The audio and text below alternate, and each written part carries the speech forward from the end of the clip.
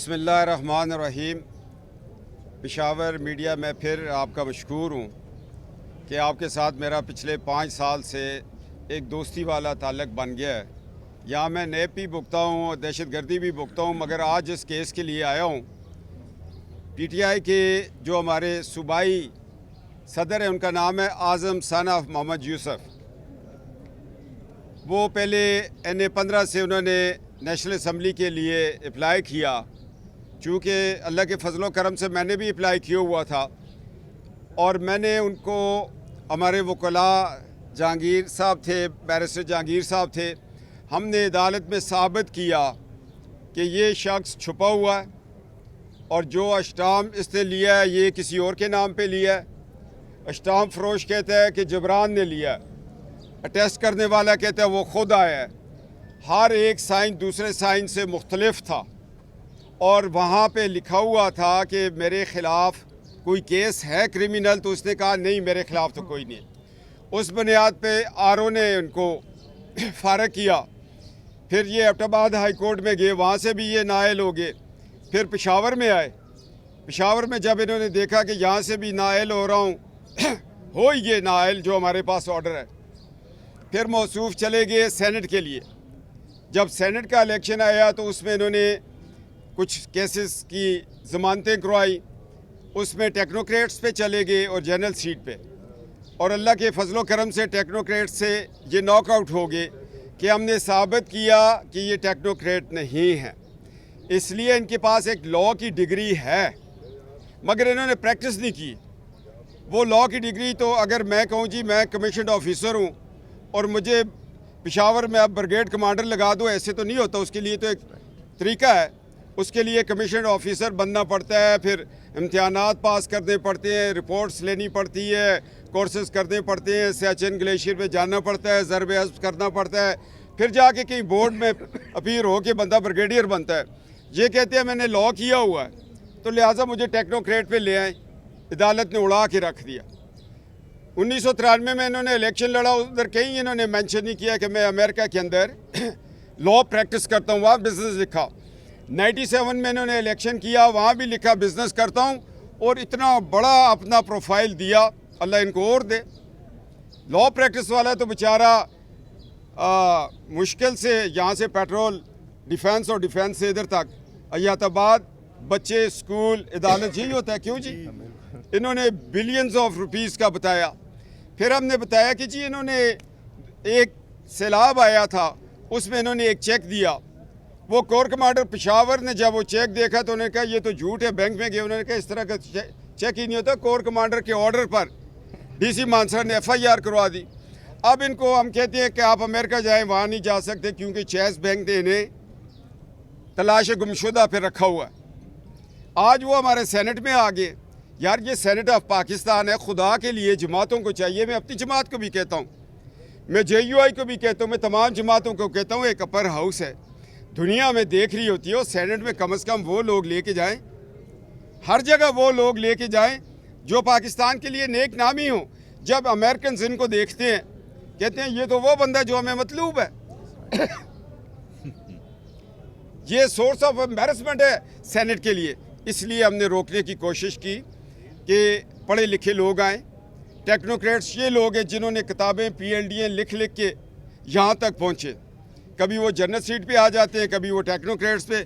अल्लाह के फजलो करम से आज जिस तरह हमारे वकला ने केस लड़ा है, मुझे अल्लाह के घर उम्मीद है जिस तरह ये मानसरा में नॉकआउट हुए, यहाँ पे टेक्नोक्रेट पे हुए, अब जनरल सीट पे भी अल्लाह इनको नॉकआउट करे कि पाकिस्तान की सलामती की बात है। मैंने तो जज साहब से बात ही नहीं की। मैंने कहा मौसूफ तो 9 मई के हमलों में भी बराबर के शरीक थे। सालमियत पाकिस्तान पे मानसरा के अंदर एबटाबाद में बलूच सेंटर में जो हमला हुआ है, ये आज़म साहब उसमें पूरे मुलव्वस थे। अगर इंक्वायरी होगी तो पकड़े जाएंगे, इनके रिश्तेदार पकड़े जाएंगे, भतीजे पकड़े जाएंगे। तो ये मैं एक बुराई को रोकने आज पेशावर आया हूँ और लगता है कि सारे जहाँ का दर्द हमारे जिगर में है। आप लोग भी तो कोई बुराइयाँ पकड़ें, कुछ लोगों को कहें, पार्टीज़ को कहें कि खुदा के लिए सेनेट में वो लोग भेजें जो एक नेक नामी हो। जिस तरह सागडार साहब हैं, मुसद्दक मलिक साहब बैठे हुए हैं, अब्दुल जब्बार होते थे, पीपल्स पार्टी के कितने पढ़े लिखे लोग اور کتنے ان کی چہرے دیکھ کے لگتا ہے یار یہ سینٹ آف پاکستان.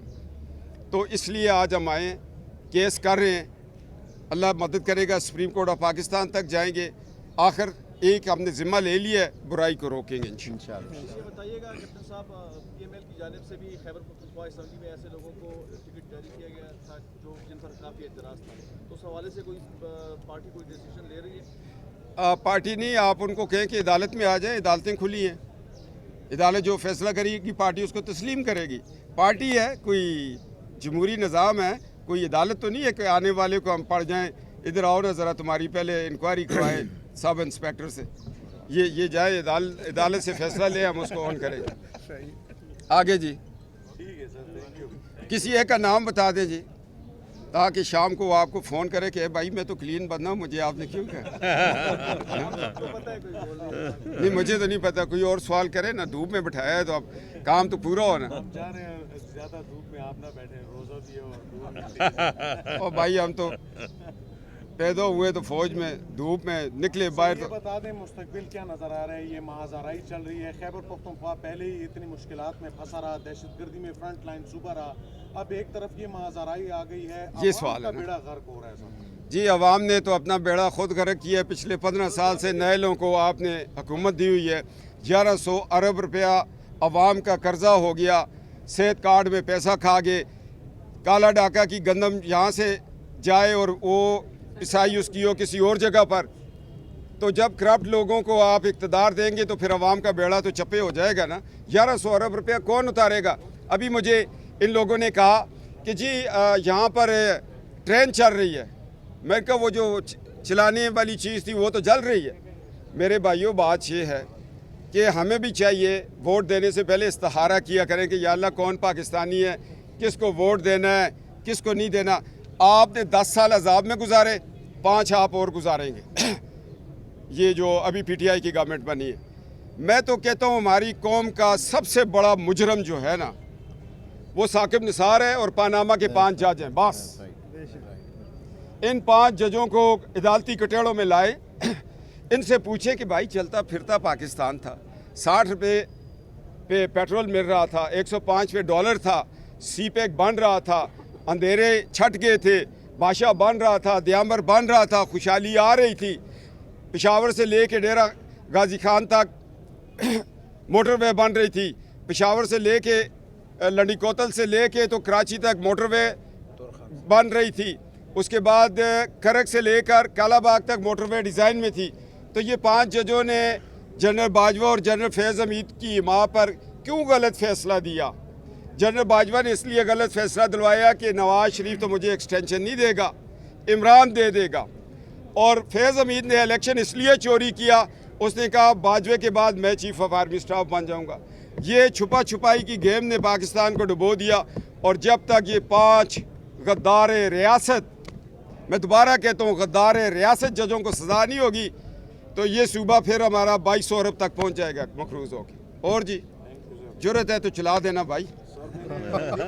آپ بولے جا رہے ہیں, میں جا رہا ہوں.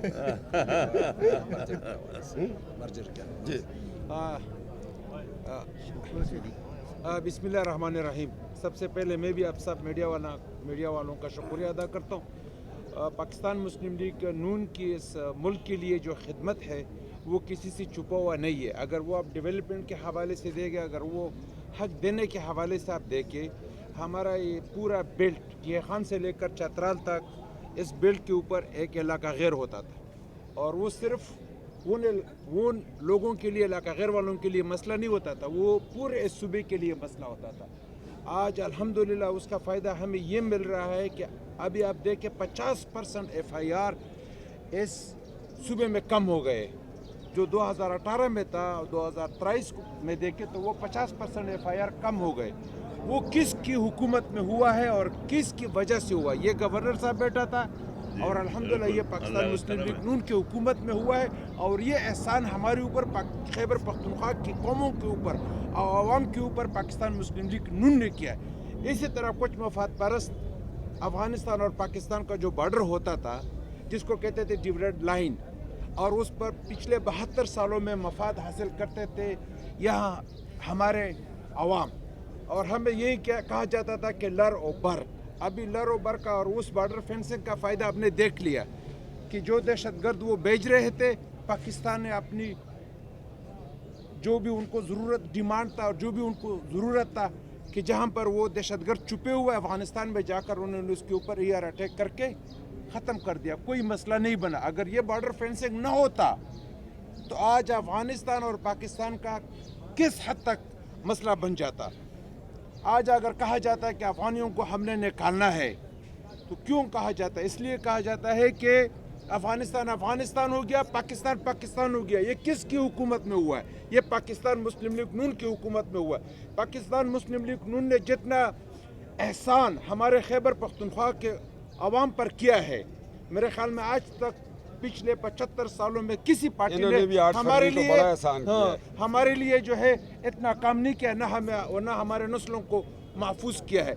अभी जो है 8 फरवरी को जो कुछ किया है कौम भुगते, खैबर पख्तूनख्वा के अवाम भुगते। मैं आया हूँ पेशावर में अपने चीफ मिनिस्टर साहब जो हमारे सूबे के चीफ मिनिस्टर हैं गंडापुर साहब, उनको मैं कहता हूँ अव्वल खैश और बाद दरवेश। आपके बयानात मैंने सुने। मैं आपको दावत देता हूँ कि आप हमारे साथ हमदर्दी करें। काला डाका में जो करप्शन पिछले 5 साल में हुई है उसको कंट्रोल करके दे दें, और आइंदा काला डाका में जो डेवलपमेंट स्कीम्स चलेंगी उन पे चेक एंड बैलेंस रखना। और मैं गंडापुर साहब आपको बताऊं कि आप पे पहला अदम एतमाद जो आएगा वो आज़म स्वाति एंड कंपनी लेके आएगी। होशियार रहना।